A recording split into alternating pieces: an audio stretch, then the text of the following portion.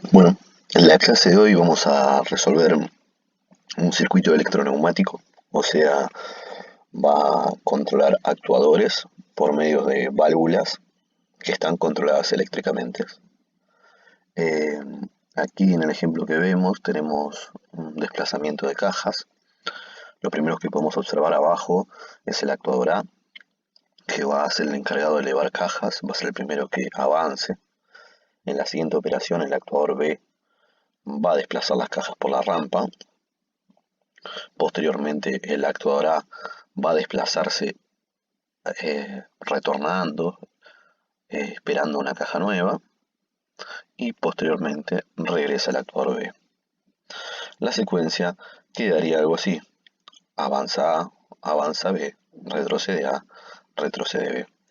Siempre tenemos que pensar que un automatismo está ligado a una operación, a un movimiento, a una tarea. Entonces no podemos dejar de pensarlo siempre ligado a una tarea. Veamos cómo se resuelve este espacio-fase. Lo primero que sucede es avanza A, pisa el final de carrera A1, A1 da la señal para que avance B, B avanza, pisa el final de carrera B1, B1 da una señal al siguiente movimiento que está en A regresando, A regresa, pisa el final de carrera A0 y da la siguiente señal a B para que retorne, B retorna y pisa B0. Algo que podemos recordar y tenerlo ya como fórmula es lo siguiente, o con fórmula o receta, es que por cada fase de trabajo, recordemos que cada una de estos cuadraditos era una fase de trabajo, por cada una de esas fases de trabajo, el circuito va a utilizar un relé. ¿Por qué va a utilizar un relé? Como vimos en circuitos anteriores, estamos trabajando con mandos indirectos, o sea, por medio de un relé nosotros vamos a activar una válvula. Entonces, por cada fase de trabajo usamos un relé, fíjense. En la primera fase de trabajo, R1, en la segunda fase de trabajo, R2, en la tercera, R3 y en la cuarta, R4. Y cada uno va a estar encargado de activar una solenoide. Acá con el nombre Y vemos las solenoides I1, I3, I2 y 4. ¿Y qué son estos I1, I2, I3 y 4? Nosotros, para poder mover el actuador, para poder mover el actuador A, por ejemplo, tenemos una válvula. Y lo mismo para el actuador B. Fíjense que para que avance A, yo tengo que energizar I1. Es el solenoide. Una solenoide, para que sea una idea, son vueltas de alambre sobre un núcleo. Cuando yo hago circular una corriente eléctrica en una bobina, aparece un campo magnético. Ese campo magnético va a mover una corredera que está dentro de la válvula y por lo tanto la va a cambiar en uno de sus dos estados. Recordemos que es una válvula 5-2. Aquí observamos que para que avance A tenemos que darle energía I1. Para que retroceda A le damos energía I2. Para que avance B le tenemos que dar energía a I3. Y para que retroceda B a I4. ¿Está bien? Aquí observamos también los finales de carrera. En este caso son switch eléctricos. Pensemos que este circuito va a ser un mix de mangueras y cables, ¿sí? La detección en este caso va a ser por estos finales de carrera eléctricos, su contacto, pero accionados mecánicamente. ¿Está bien? Entonces lo primero que podemos hacer para empezar a armar este circuito es disponer esta información que tenemos acá a la derecha. ¿Y cuál es la información? Bueno, los relés y las solenoides en el orden que se activan. Mi consejo siempre es hacerlo debajo del espacio fase, para que quede ordenado. Por cada fase de trabajo un relé y en el orden que se van activando las solenoides. ¿Cómo era esto? Bueno, en la primera fase de trabajo tiene que avanzar A. ¿A qué solenoide le tengo que activar? Para que avance A tengo que darle I1, fíjense, I1. En la segunda fase de trabajo tiene que avanzar B, I3, I3. Tercera fase de trabajo tiene que retroceder A, por lo tanto tengo que activar I2. Y en la cuarta fase de trabajo tiene que retornar B, por lo tanto I4. Lo primero que podemos ver es que esa información que tenemos ahí arriba se repite acá abajo, fíjense. Miremos solamente acá abajo, tenemos la alimentación, una fuente en este caso, de 24 volt. Recuerden que en automatización o en neumática, van a encontrar electroneumática, van a encontrar fuentes de distintos tipos de tensión. Y esto va a estar asociado al lugar donde nosotros instalemos nuestro automatismo. Si nuestra fábrica ya consta con 24 volt, quizás nuestro automatismo convenga hacerlo con 24 volt.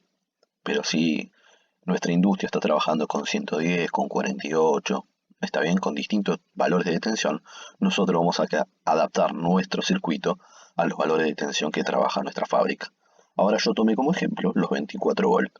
Tenemos un positivo de 24 volt y un negativo o un 0 volt.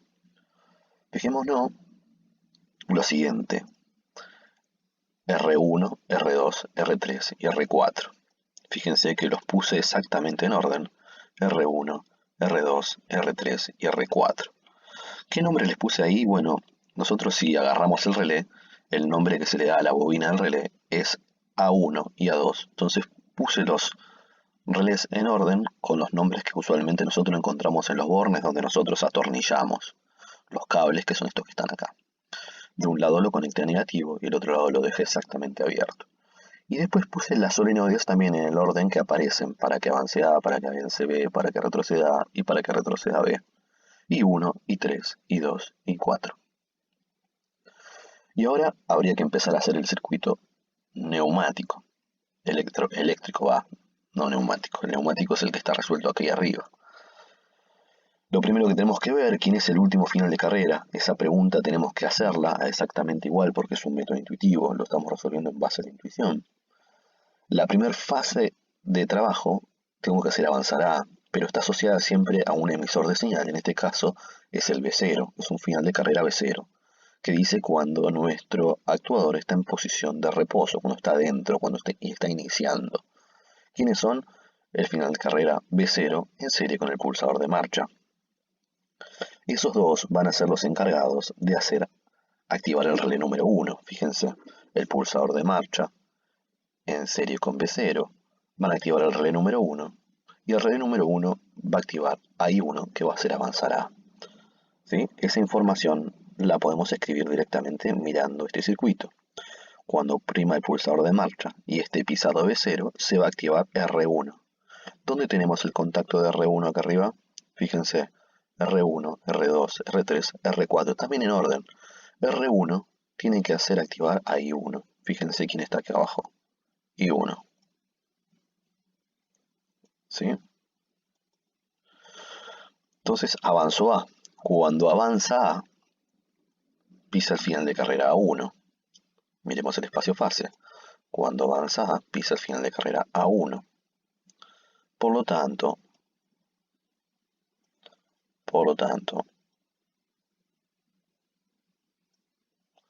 se activa el R2, lo podemos ver acá, y va a activar I3. R2 activa I3.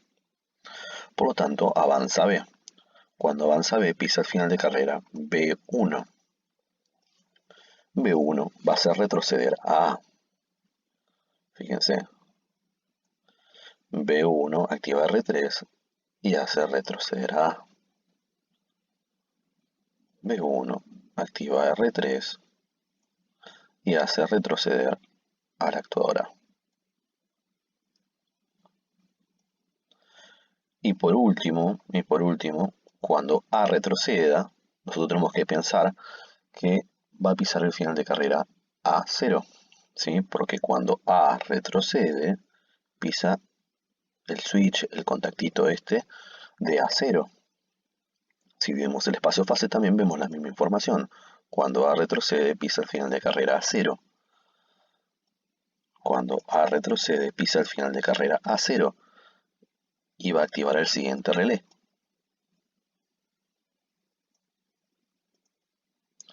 Se pisa el R4, R4 se acciona y hace regresar a B.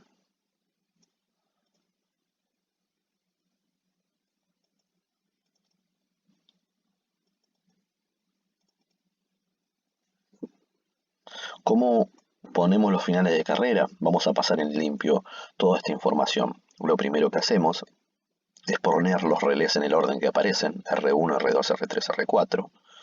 Las solenoides en el orden que se van accionando. I1, I3, I2, I4. Luego lo que vamos a hacer es empezar a poner los finales de carreras desde el último hacia el primero.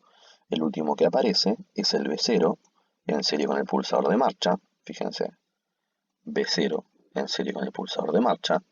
El siguiente que aparece es A1. El siguiente que aparece, fíjense, que es A1. Y el siguiente que aparece es B1.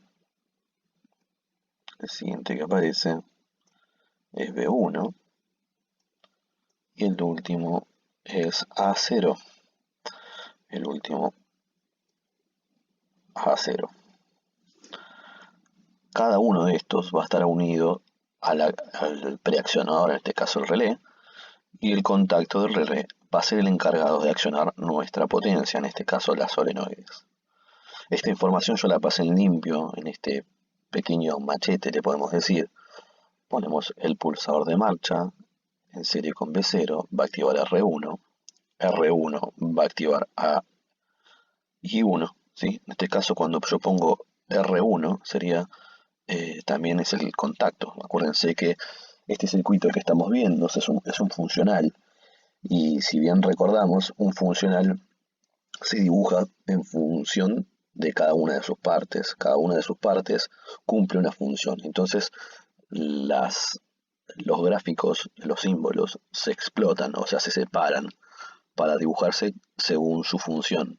Por ejemplo, la bobina tiene la función de leer información, ¿sí? De leer cuando se pisa un final de carrera, y el contacto tiene la función de escribir o decirle cuándo se tiene que accionar algo. Entonces, según su función, se dibujaron separados. En este caso, la bobina es la encargada de leer cuando un sensor de estos se activa, y los contactos son los encargados de cerrarse para accionar, en este caso, las solenoides. Bueno, esto es un poquito del ejemplo de hoy.